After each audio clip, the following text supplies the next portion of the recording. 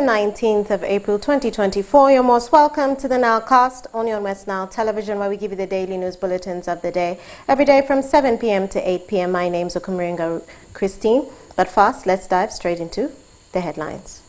In the headlines tonight, over 2,000 youths attain skills training under the Supreme Project.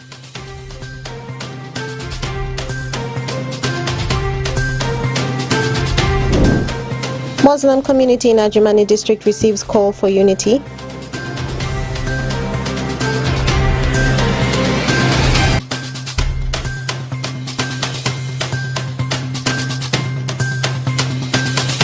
And the general public urged to plant trees to moderate climate conditions.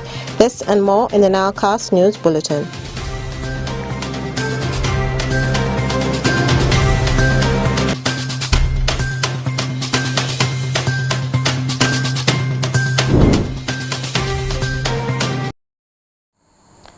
A warm welcome, viewer, to yet again another NILEcast edition only on West Nile Television. Now let's dive straight into the stories that made headlines to this week.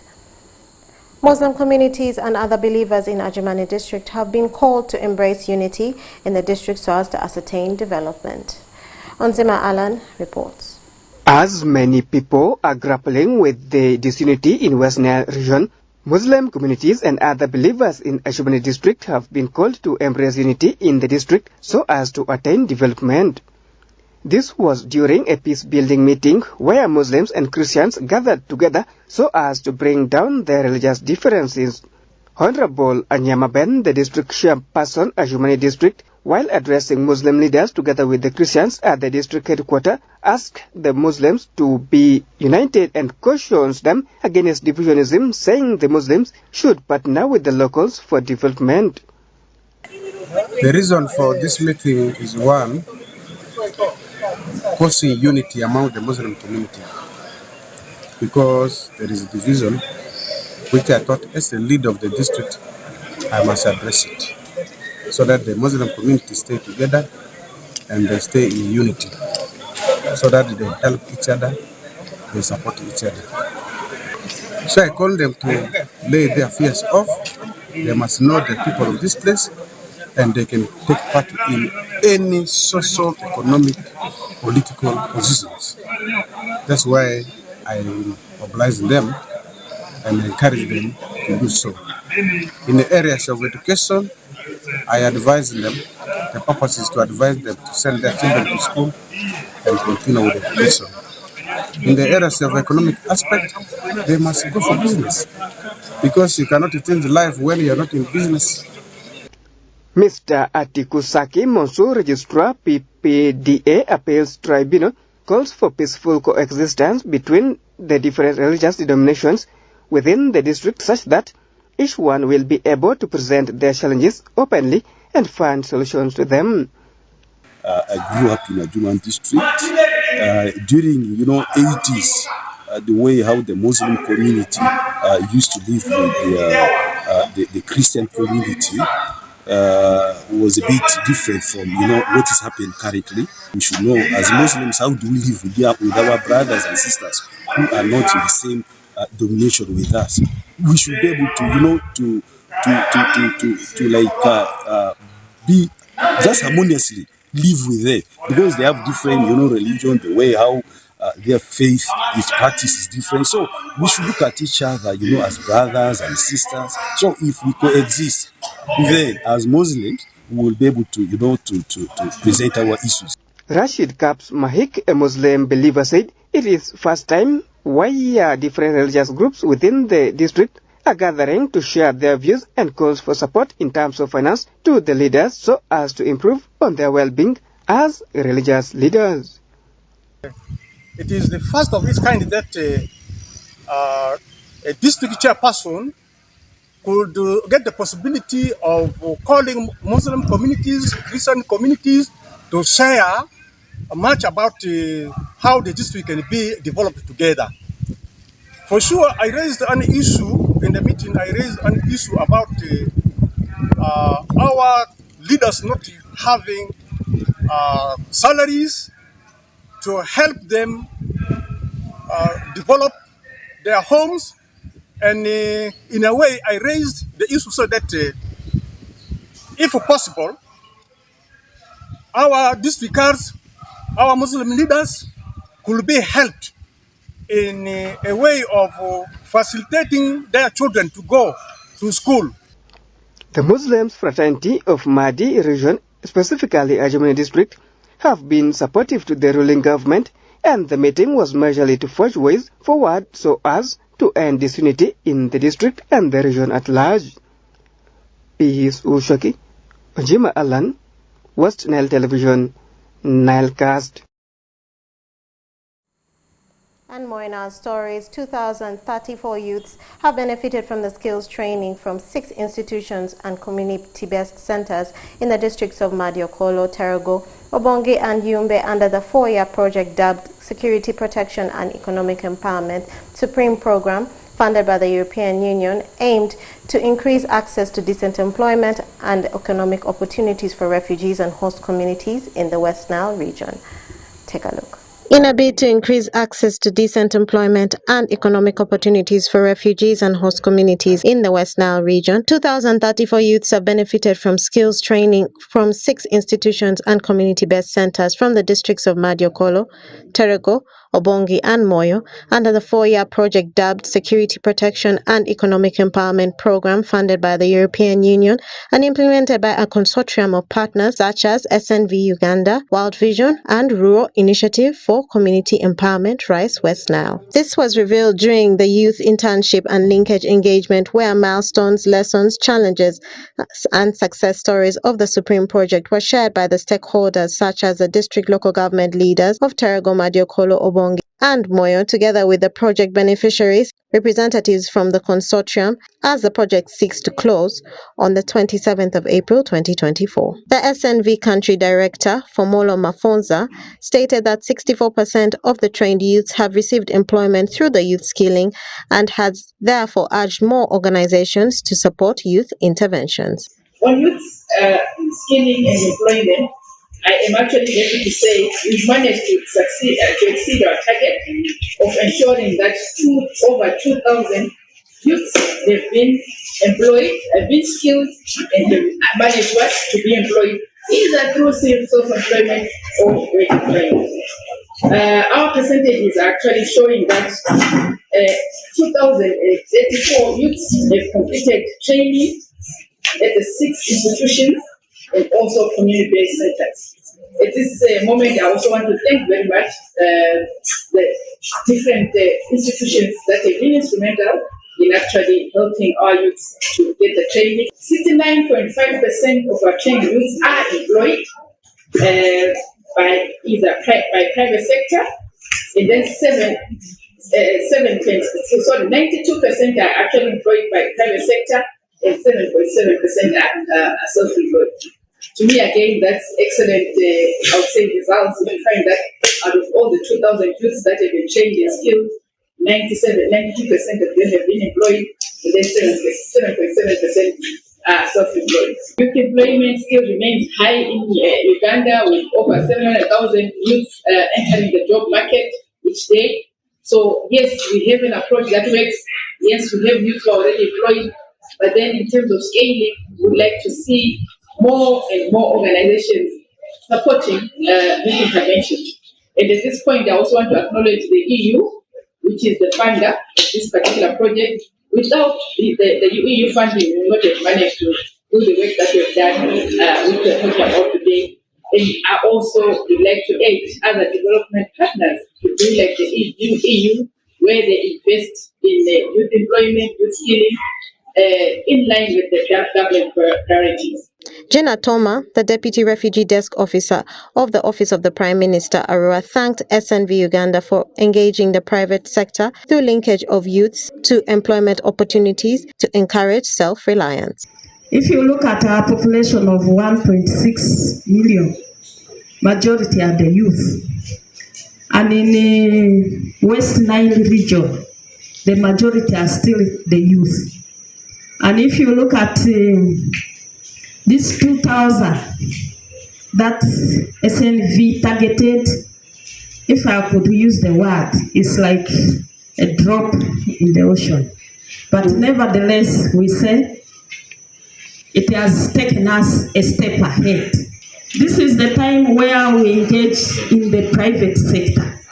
And you see SNV is doing the right one of engaging the private sector.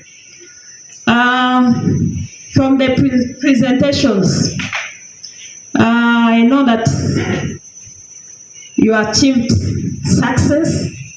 Target was 2,000, but more has been achieved. We applaud you for that.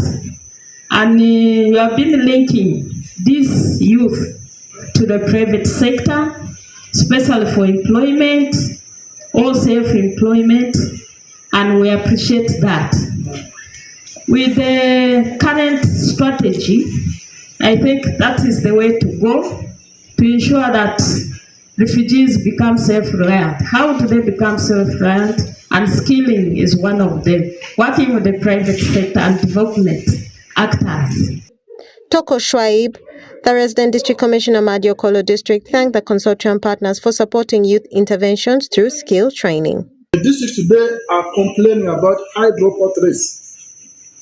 The numbers in the schools, we are talking about beginners, we are talking about high dropout from primary, secondary, even up to tertiary. They are dropping. And where do they end up? They end up in society. These are our truth. Now it is a challenge to us as local governments. So when we have such interventions, skilling the youth, giving them the relevant skill that they need for survival. I have personally visited some of the areas where they are being trained, and these youth have shown high level of expertise in the area that they are being trained. I visited a group that particularly is involved in mechanics, in some garages, and they have really shown commitment, they have shown the highest level of commitment, and they are there to learn. And in many of the areas where they are seeing their results. So I want to thank SNV and all partners involved in this skilling of the youth, that what you have done is the best this country used to do. The Supreme Program aimed to directly benefit 25,000 members of the refugees and host communities through increased access to decent employment and economic opportunities in the West Nile region. Okumaringa Christine, for West Nile Television, Nilecast. Honorable Aleru Tom Azar, the Member of Parliament for Moyo West County, has urged the general public in Moyo District to plant more trees so as to curb on the challenges of climate change in the district. Okumu Dominic reports. Moyo District is still grappling with the unpredictable weather pattern even after the Meteorological Department giving a go-ahead for the farmers to start planting their crops, with the rains still fluctuating, causing worries among the members of the public. Honorable Aleru Tom Azar, the Member of Parliament for West Moyo County, urged the public to engage in massive tree planting exercise so as to help reduce on the climate change, saying the sudden change in the weather pattern is mostly caused by cutting down of trees in large numbers for different reasons such as for settlement and fuel. He implored the people to plant more trees so as to curb such challenges within the region. I want to tell my people, I want to really impress upon them that they should go in for forestation. They should go in for forestation because I predict in 3, 4, 5 years to come, you will not see natural trees around because people have gone on rampage, cutting down, felling trees that have stayed for over even 300 years, 100 years, 50 years are now being cut down indiscriminately without fear, including even the trees that are meant really for oil. Mr. Toko Christopher, the Assistant District Forestry Officer Moyo, re-echoed the same request of planting more trees to mitigate the challenges related to the change in the weather pattern, saying as the District Forestry Department, they are giving free tree seedlings to people to be planted so as to help reduce on the global warming. So the only things we are sensitive communities will be aware about the danger of deforestation so that it will not affect us in the future. Then too, we are doing tree planting, tree growing. We are giving seedlings to community freely. We want them to plant the trees. For what they have been cut, they have to replace it. So it is free given. Someone who is interested has to buy. We want at least every homestead should have at least a tree. So that in the future you will not go very far. If you want firewood or timber, you will just harvest your tree. Mr. Agwe Jonathan, the sub-county chief Meto sub-county, said the change in the weather pattern has left the people within the region to fail to plan themselves very well to practice agriculture, and this mostly came as a result of the human activities such as deforestation and swamp reclamation, adding that because of the unpredictable rains, the sub-county authorities have started a campaign to ensure every household plant at least 10 trees to help fight against climate change. Has totally changed. Human beings or people within the region cannot even time themselves when it comes to the issue of farming, because now currently we receive 2 seasons, and you find these 2 seasons which we used to receive, these are things which we used not to experience before. So I'm therefore requesting the community members and the citizens of this region, we should embark now on serious tree planting if we really want to fight against the global warming, the current situation in which we are going in. And the issue of cultivating even along rivers and the streams, because we really desist away from it. We have to go by the law, what the law requires us to do. The 10 or the 15 or 20 meters, which we are not supposed to touch, we have to leave it. That is the way for the water to go through. According to the information obtained from the Meteorological Department, which indicates that the rain season is back and therefore okayed the farmers to start planting their crops, which most farmers took up positively. But however, the sudden change in the weather pattern is getting the farmers within the district worried. It's from this background that the leaders have come out to implore the public to plant more trees and avoid deforestation so as to help curb the situation from getting out of hand. I'm Dominic Anthony Okumu for West Nile TV, Nilecast. The Microfinance Support Center has donated hand-skilling materials to boost the vulnerable people in Nebi District. Alfred Jawok reports more. The Microfinance Support Center, through Lucky Foundation, has boosted vulnerable people in Nebi District during the handover of hand-skilling materials this afternoon at Nekosok Hall, Nebi. The financial institution has learned that many vulnerable people like youths, elderly persons have been neglected for decades. They also handed equipments like sewing machine, hair making machines, dolls as a startup capital after 2 years of training to become self-reliant. Jane Rashiu, one of the founder members, Lucky Foundation, says the assistance has come timely to empower vulnerable people in the district. And brought for us all the materials for skilling. We have machines for tailoring, 25 of them. We have support for saloon. We have so many which can be seen out there displayed. We have materials for shoemaking. We also have material and the machine for crocheting, that is knitting. So we are so grateful for Microfinance Support Center who supported us. As we have seen the material, we are strong-hearted with that, with the advert which is going on over the radio, many will come in. And as you see today, the number has increased double. So we thank God for whatever He has done to our children. We are supporting not only youth, we are supporting mothers who cannot afford certain things. We are supporting school dropouts. We are supporting young mothers under age so that they are not isolated in the community. We want them to be empowered. Sharon Pirachel, a tutor in hairdressing, applauded Microfinance Support Center for the support given to them to empower many youths in the district. She further welcomed the support, noting that it will go a long way in supporting households' income. We have received equipments like dolls. They are almost 50 dolls, and we have hand dryers and the hair dryers which can help us train students so that they can be able to do something of their own and earn a living, in other words. Thank you. Meanwhile, Ronald Waswa, the Zonal Manager Microfinance Support Center West Nile Region, encouraged the beneficiaries to make good use of the equipments given to them to fight unemployment, poverty, among others. Today we are at Lucky Nation Foundation to support.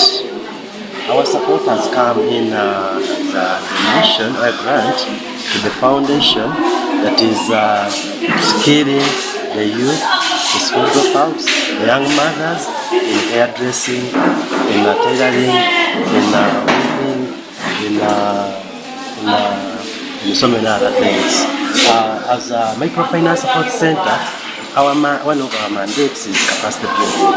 We don't only look at the financing bit of it, but we also do capacity building, and skilling is part of this, whereby we have worked and identified the gap, and when we identified this gap, together with the head office, we were able to align and see that was made towards ensuring that these people are supported. We have supported them with equipment that are going to help them. For example, the tailoring machines. The equipments cost over 58 million shillings, and this will be used by youths from Nebi, Parombo, Nyaravu, Paduot. Lucky Foundation was established in 2021 with a vision to empower the young generation. Alfred Jawok, West Nile TV, Nilecast.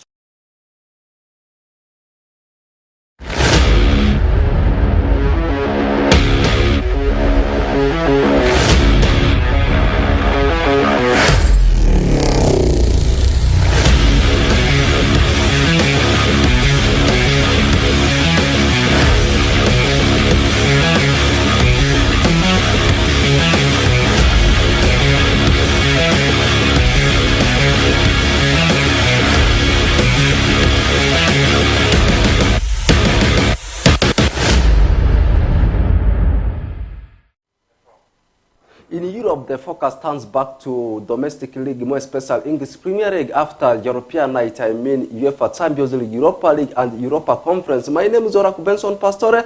This is Nilecast Sports News. Before we talk about what is transpired in European sports, let's first take a look at what is happening in Ugandan football, more especially what is happening in the top tier. I can confirm to you there was a top-of-the-table clash between Vipers and the team of Airtel Chitara. Vipers managed to beat Airtel Chitara by 2-0, and the win they have grabbed this evening has now taken them on top of the Star Times Uganda Premier League for the first of its kind ever since the kickstart of the new season of 2023/2024. That one wasn't the only game which has been played in match day 23 and 24. We also had other games whereby yesterday we saw KCA running riot over Mbara City, demolishing them by 3-0, 4-0, and there was a game between Maroons and Busoga. Maroons got the best of it over Busoga, beating them by 3-0, and UPDF had to share the spoil in relegation battle with Gaddafi, and the game ended 1-1, and also URA managed to beat NEC by 2-0. Now taking a look at how the top of the table is looking like I said earlier on, the team which is right now leading the table in Star Times Uganda Premier League is Vipers with something of around 45 points. Second on the log is Airtel Chitara with 44. Third on the log is Bull. Bull is having 43 points. Meanwhile, the team that completes the top four is a team called Sports Club Villa. The battle is very tense as far as the table standing of Star Times Uganda Premier League is concerned, like how it's happened in English Premier League. Just points gap of 1 between the first team, second, third, and it continues up to the fifth team. And that one takes us to what is happening in Europe straight away before we talk about how things happened yesterday night in Europa Conference League, Europa League. Let's first take a look at English Premier League. Games also bouncing back. FA is also bouncing back. But before I give you the fixtures to be played in FA Cup semi-finals. Let's first take a look at the games to be played in English Premier League. Tomorrow, the early kickoff game will be between the team of Luton Town as they will be welcoming Brentford, and this game will be at a quarter to half past the hour of 2 p.m. Then at 5 p.m. East African time, expect a clash between Sheffield United and Burnley. And lastly, the late kickoff game will be between Wolves and the team of Arsenal. And this game will be taking place at the Molyneux Stadium, the home ground for the team of Wolves. And then on Sunday, games will still be bouncing back with the Everton taking on Nottingham Forest. Meanwhile, the team of Villa will be welcoming Bournemouth. I am talking about Aston Villa. They will be sitting at Villa Park, and Crystal Palace will be maintaining Selhurst Park as they welcome West Ham, and Liverpool is traveling away to Private Cottage to take on the team of Fulham. And let's now take a look at FA Cup, the semi-finals. They're also bouncing back over the weekend with one game to be played tomorrow as Chelsea will be welcoming the side called Manchester City. In fact, Manchester City, they are the home side sitting at Etihad to welcome the team of Chelsea. Meanwhile, the other semi-final match in FA Cup will take place on Sunday between the team of Manchester United and Coventry. Manchester United is actually the away team, visiting team to Coventry. And I want us to summarize everything with what transpired in European night, starting from Tuesday, Wednesday, and yesterday night. But I will not be able to give you what transpired in UEFA Champions League because I already talked about it starting from Monday, Tuesday, Wednesday, and also yesterday. Let's take a look at the sister tournament, I mean UEFA Europa League. Liverpool was knocked out yesterday night. Matches they won against Atalanta, beating them by 1-0. Still, that result they picked was not enough because they lost in the first leg by 3-0. That means Liverpool lost in aggregate into the hands of Atalanta. That comes from Italy by 3-1. On the other side, there was a game between West Ham United and the team of Bayer Leverkusen. Bayer Leverkusen got it late against the Hammers to see that they still keep it unbeaten in all the competitions they have been playing in this season, and it ended 1-1. And the first leg of that game also ended by 2-0 in Germany.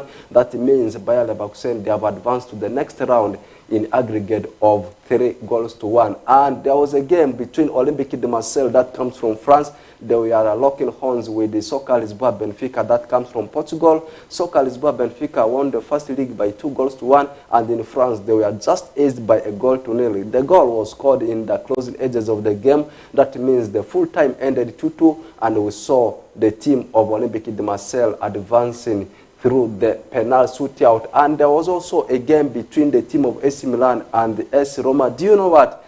Roma had a red card in first half, early first half, and they scored 2 kick goals in the first half. Still, AC Milan could not be in position to go past the team of AS Roma. And the first league also ended by 1-0. It was Roma that won it. Now, in aggregate, Roma advancing to the semi-finals after 3-0 win over their arch-rivals, AC Milan. Now taking a look at how the draws for the semi-finals right now looking like. The team Atalanta will now be battling it out with the Bayer Leverkusen that comes from Germany. And then on the other side, AS Roma, they have been pitted against AS Roma, Bayer Leverkusen. In fact, they have been pitted against AS Roma. And then Atalanta will be battling it out with the Olympique de Marseille. They will first go to France before hosting the reverse fixture. Meanwhile, for Bayer Leverkusen, they will first have to maintain Bayer Arena before also traveling to Estadio di Olimpico for the reverse fixture against AS Roma. What about Europa Conference? Aston Villa actually also transpired to the semi-finals in the penalty shootout over Lille, and the reverse fixture also took place yesterday. Before we talk about that game, Fiorentina in the early kickoff of that game, we are 2-0 winners over Victoria Plzen that comes from Czech Republic. First leg of that game ended in a barren draw, I mean goalless draw. Now Fiorentina advancing 2-0 in aggregate. There was a game between Lille, as I said, against Aston Villa.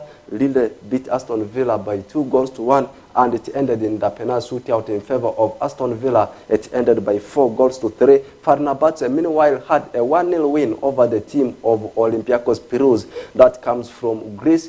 The first league ended 3-2 in favor of Olympiacos in Greece. That means the normal time now ending 3-3 plus the extra time, and we saw the team of Olympiacos advancing through the penal shootout. And there was a game also between Club Brugge and Fiorentina, not Fiorentina rather.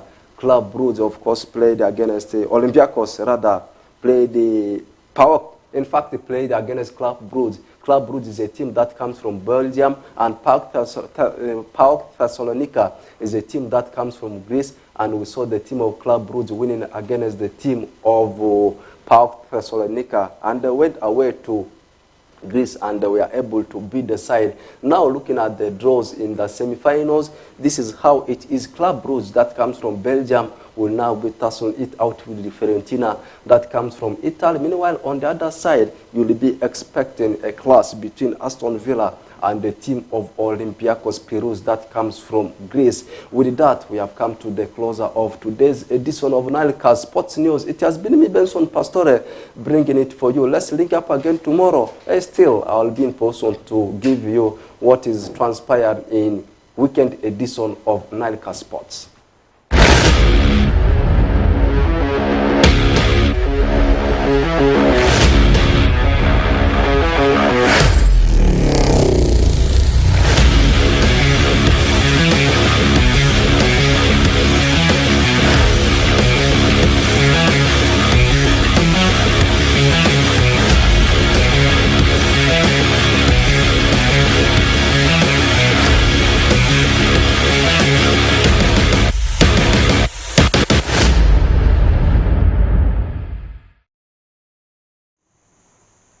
Thank you, Rako Benson Pastore, for that sports news and that sports highlight. And that via marks the end of the NILEcast on your West Nile Television. Thank you always, viewers, for taking the time to be with us from the beginning of the NILEcast to the end of the NILEcast on your West Nile Television. Please stay tuned